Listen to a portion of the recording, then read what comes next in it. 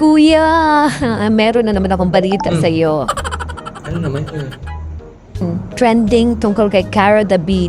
Kilala mo yan, Ay yung... naku, ayokong intindihin yung mga yan. Ako'y busy. Marami akong ginagawa. Ito naman si Kuya, konting chika lang to. Kasi nga nag-birthday wish siya sa Ano ba birthday sinabi? niya.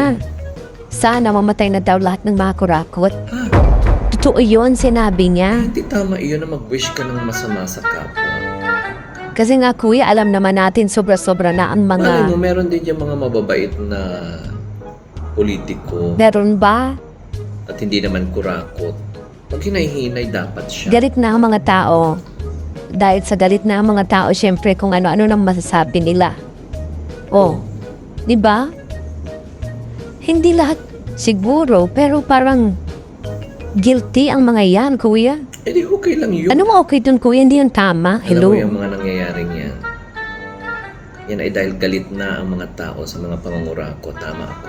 Tumpak. Dapat pagbayarin ang mga yan. Sobra na Ayaw mo sila. makisali. Hindi tama yung mag-wish ka ng ano.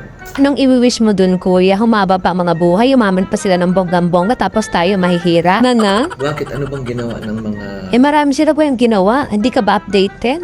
politiko daw na yan? Nagnakaw man ang limpak-limpak na salapi. Hinay. Oo, Kuya. Palagay ko. Tama si Kara. Sabi ko na sa iyo eh. Siya. Ayaw mo pang maniwala. Inay. No, no, no, no.